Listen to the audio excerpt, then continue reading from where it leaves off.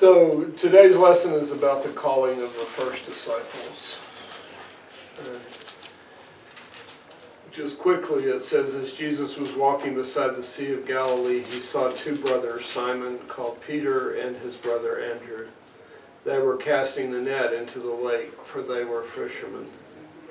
"Come, follow me," Jesus said, "and I will make you fishers of men." At once they left their nets and followed him. Going on from there, he saw two other brothers, James, the son of Zebedee, and his brother John. They were in a boat with their father, preparing their nets. Jesus called to them and said, immediately they left the boat and their father, and they followed Jesus.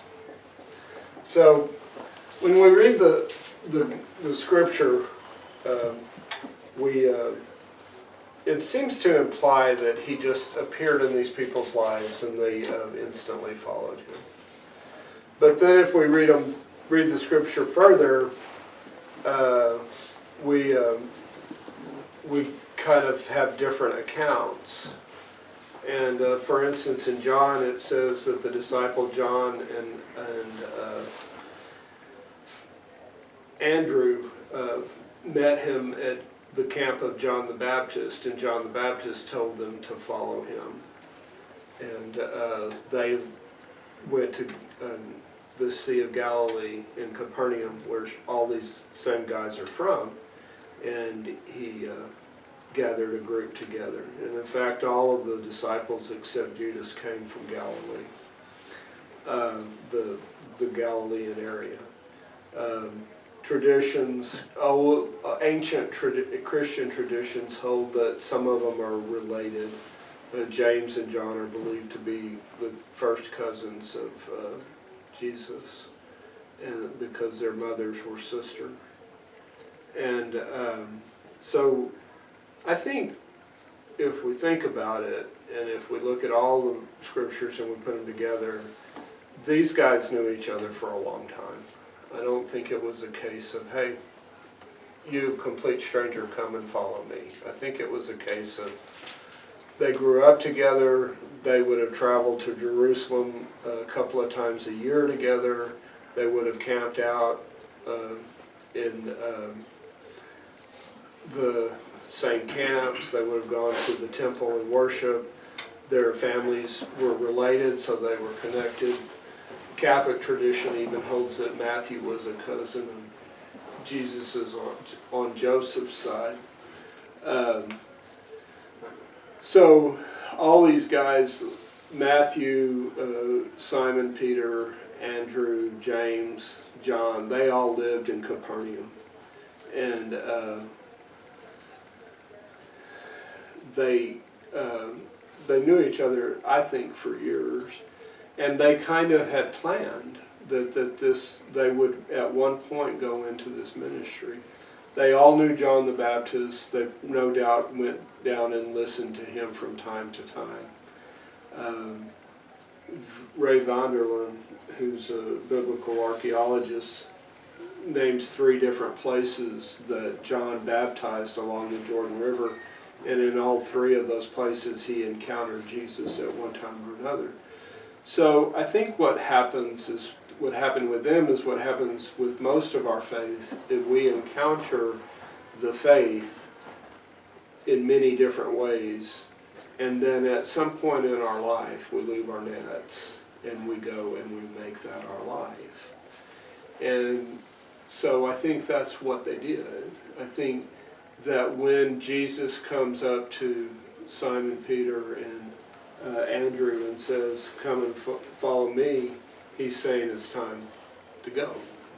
And they did go. They said, okay, we've been expecting this, we've been planning for this, let's go.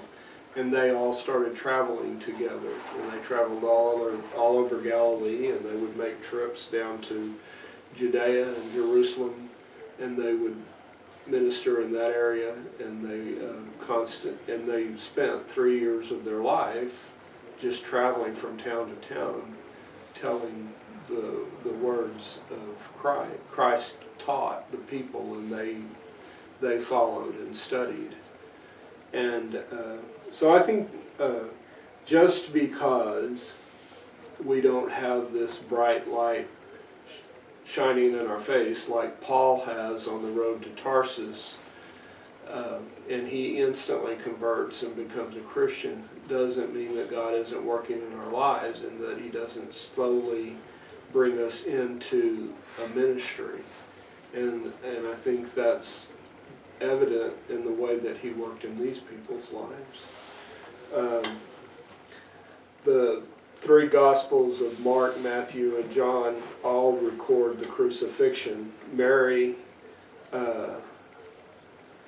in Mark is referred to Mary, the mother of James the younger, which would have been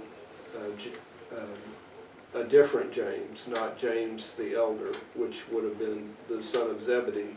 Mary Magdalene and Salome is one reference in Mark. In Matthew, the three women at the cross are referred to as Mary, the mother of James and Joseph, Mary Magdalene, and the mother of Zebedee's sons, which have been James and John.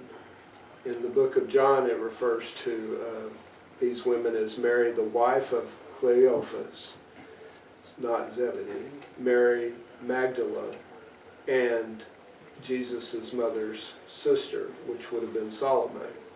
So that right there shows a family connection, that Salome was the mother of Zebedee's sons and the sister of Mary, the Virgin.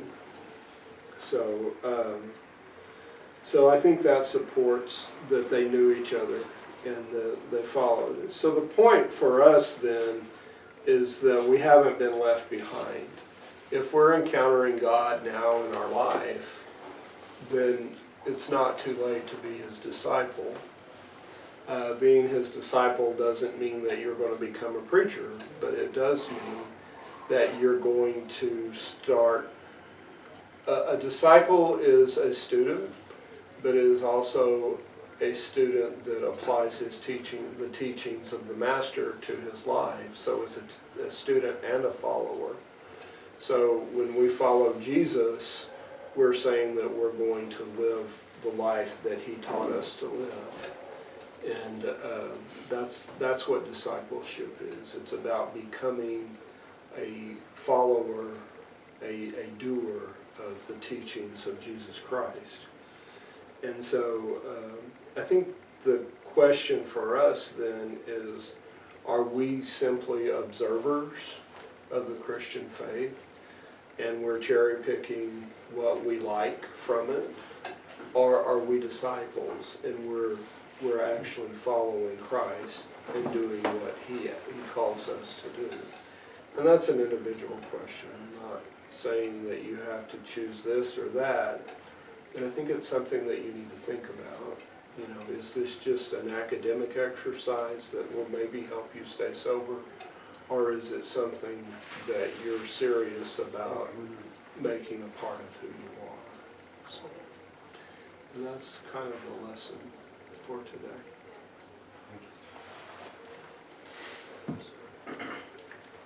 Stop. You don't have any questions?